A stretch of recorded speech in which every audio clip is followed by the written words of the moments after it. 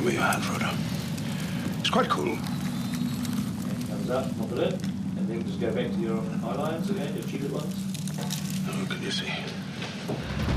When Lord of the Rings hit theaters, it became a cultural phenomenon. It still hasn't really sunk in. It's very strange. Before Lord of the Rings Rings of Power hits our screens, we're opening up the ET vault to get behind-the-scenes stories. I had one particularly grievous injury. From the cast and crew of Lord of the Rings.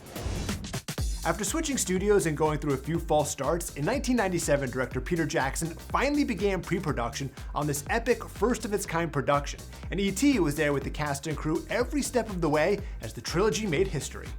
For so long, this book has been described as being unfilmable. It's sort of the great unfilmable novel. It's film magic at its very best. These books were written 50 years ago, and many people have tried to turn them into films, but it has not been possible until now, until the technology existed. Not just for that sort of magic, but for the fabulous scenery and locations which bring Tolkien's imagination to life. And to do that, it was clear that Jackson and his team needed to create a film on a scale that had never been seen. We took a different approach because we wanted our film to have a feeling of reality. So we took over this farm a year before filming started. And for a year, we planted gardens, we put carrots in the ground, we put seeds of carrots in the ground so they sprouted. We planted hedges, we made roads, we let the rains erode away the dirt, and so that by the time we actually had our film crew there, it felt like a real place, it felt real. And the cabbages in the gardens, of the Hobbit gardens, were real cabbages. For Peter, finding an actor to play Frodo was key. Frodo's a very interesting character, but a difficult character, because I regard him, he's what I call the everyman character. You're sort of seeing it through Frodo's eyes. And Frodo's you, he's experiencing the story as you would experience it. I really wanted to be a part of it. I was so passionate about it that I wanted to give everything, to get this role. So I went to Western Costume in Los Angeles and got a costume to be a hobbit. And we went into the Hollywood Hills and shot a few scenes, edited it all together. I looked at this tape and I saw immediately that we'd found Frodo. I mean, just one look at Elijah. Elijah has the most incredible eyes I've ever seen of any actor. His eyes go right through to his soul. By 1999, the cast and crew had moved to New Zealand for 18 months and began immersing themselves in Tolkien's world. The first thing that I did when I arrived in New Zealand was had a bow put in my hand and, arrows, and just learned to do that, and horse riding. I was trained with Bob Anderson to get these twin blades and some of his stunt team. So when he's not using his bow, which is his signature weapon, Legolas, he's in close combat. He has these two white knives, which I basically had to learn to use in a very effective way for the camera. It was great to do that. Stitched into the costume of Gandalf was a pocket in which I kept Tolkien's book, Lord of the Rings, and I consulted it daily. There was a wig, there was a moustache, and there was a beard, and I think there was a nose somewhere in the middle of all that. And then underneath that there was me. But I'm glad that Peter allowed me to come through all that makeup. I had one particularly grievous injury when I was running into an alpine lake, and some branch or debris or something went through and punctured the foot, and I got a helicopter ride out of the deal and some stitches, and it was, it was all very fun. I could tell it was kind of a serious injury because of the look of the faces of the other people around. I kind of wasn't looking at it. I was sitting down and people were sort of, God. It was pouring with blood, but there was this ball in the middle. That was a great thing. I know. Elijah poked it with a stick, and Peter Jackson was like, "Don't touch his blood clot." It's a lot of blood, man. Michael, get a It's a lot of blood. Wait, I gotta be able to see the camera. Don't block the close-up during the trauma. Dom gets a splinter in his foot, like tiny splinter, and almost faints. He put off filming for like the afternoon. He was sweating. I've never felt such physical pain before. It was probably about that big, and it went right into my foot, and I nearly passed out. Now, these days, we're used to seeing CG characters sharing screen time with real actors, but 20 years ago, Andy Serkis's performance as Gollum in The Two Towers was revolutionary. We did a lot of work on creating the individual pores of his skin and saliva on his lips and his hair and his eyes, and his skin to feel like there was blood under his skin that was translucent. A lot of work went into that, which is a lot of it involving new software that we created to give him a very realistic look. But of course, you know, we've all seen the most beautiful looking actor who can't act their way out of a paper bag. So once you create a great looking Gollum, you've still got to somehow make this thing act. We wanted an actor, in this case Andy Serkis, to be in charge of Gollum. So Andy was on set filming with Elijah Wood, Sean Astin. Every time they did their scenes with Gollum, we would be filming Andy. Andy would be reacting to them, delivering dialogue, talking, you know, making all the decisions an actor had to make. And then later we would paint Andy out and we would put the Gollum computer character right over the top of Andy. We would do rehearsals with Andy, and we did a couple reference passes with him for every scene. And that way, you know, Sean and I would get comfortable with how we would work with Gollum. So when Andy would leave the scene, leave the set and be off camera just for the dialogue, Sean and I were comfortable with how he moved and knew where he was meant to be fighting with Andy. And then he'd leave, and then Sean and I would fight with nothing.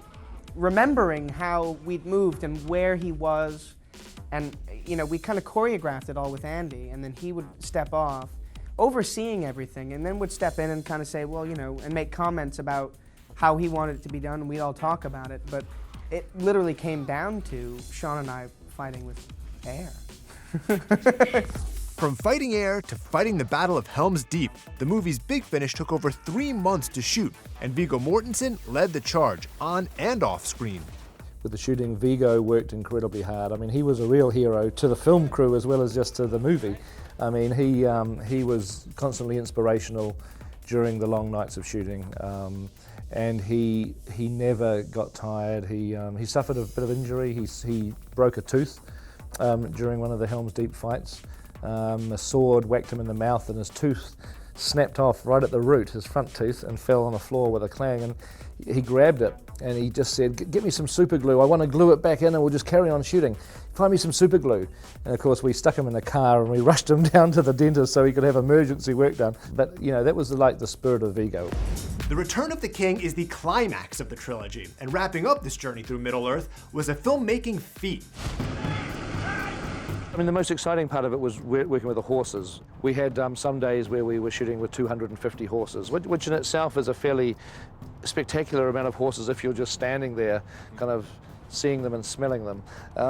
There's a lot of horses, and I had a lot of fun doing that. That was the day I really did feel like the general in charge of an army.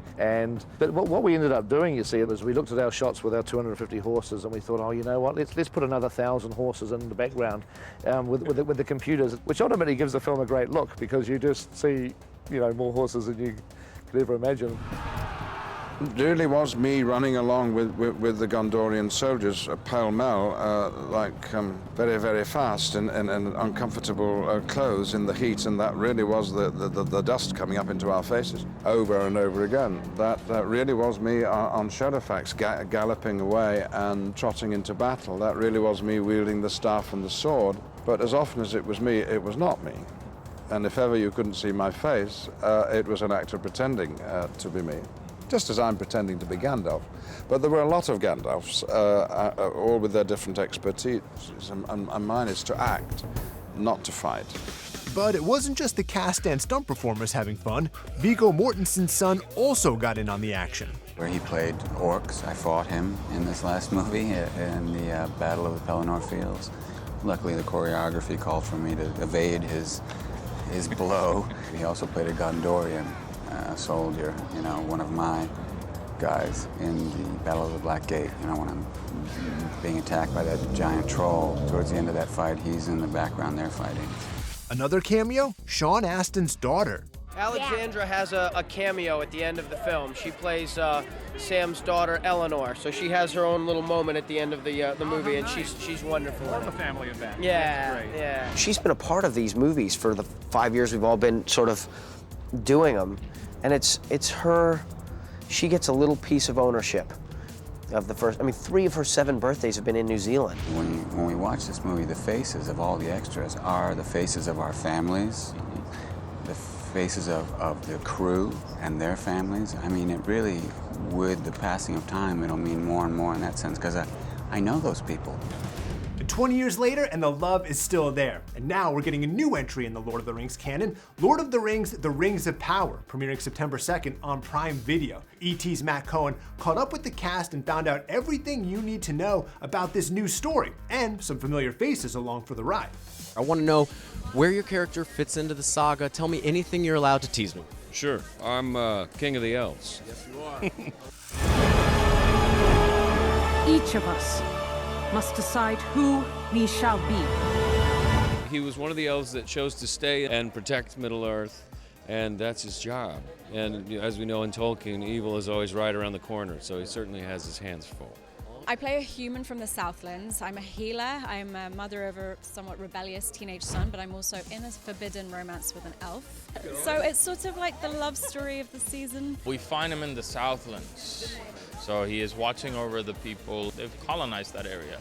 And that's where the tricky part happens in terms of his love for a human. It is here, Galadriel, the moment we feared. Cate Blanchett previously portraying. Do you talk to the actress? Do you reach out? I don't talk to Cate Blanchett, but I think about her all the time. Honestly, like those films and her and Arwen, I was just so obsessed with. So it still feels very surreal. Well, my character is Celebrimbor, who ultimately forges the Rings of Power. But we're not there yet. He's trying to build a kind of heaven on earth for the elves, because they're in a sad place, the elves, at this point. And Celebrimbor is trying to build a city where they can all try and reclaim some of that lost Valinor-ness about them. Your characters from both the books and the films, with Hugo Weaving previously portraying. It's a sort of right-hand man to the king. He's not a lord yet. He's very interested in different peoples of Middle-earth, which we get to see a little bit of. Destroy it! No. There's definitely a weight of expectation on my shoulders to kind of fulfill everyone's idea, because they have a sense of ownership over this character. He wants to, on one hand, fulfill his father's dream, but also there's like this deep yearning for something else. Isildur's sister. She's the baby of the family.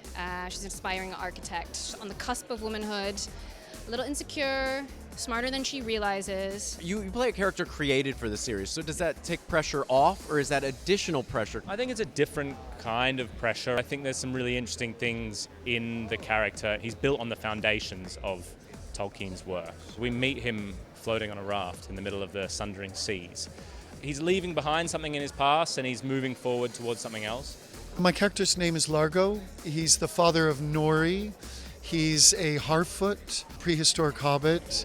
What an amazing thing to say. I can't even believe I'm saying it. My character, Nori Brandyfoot, she's a really resolute, inquisitive, curious Harfoot. She's a troublemaker, but she just wants to improve the Harfoot's quality of life and does so by taking risks. She is there with Nori, and her love for Nori, and Poppy is the kind of one who likes to draw her back in. I feel like the sons are powerful people, and I think his dad's frustration is that he's not bringing many new ideas to the table because the current ideas are suiting him pretty well. I'm playing a human that's like, a new character, so I get to, sort of make up my own storyline for my character. So I play the character of Princess Disa. She is the first female dwarf that we will ever see on screen. Woo, woo, woo! Yeah. She is the first dwarf of colour. To be able to host this moment and make this huge franchise accessible for all the generations across the screen is an iconic moment for me and hopefully for the world, to draw in the new fans and know that it is possible.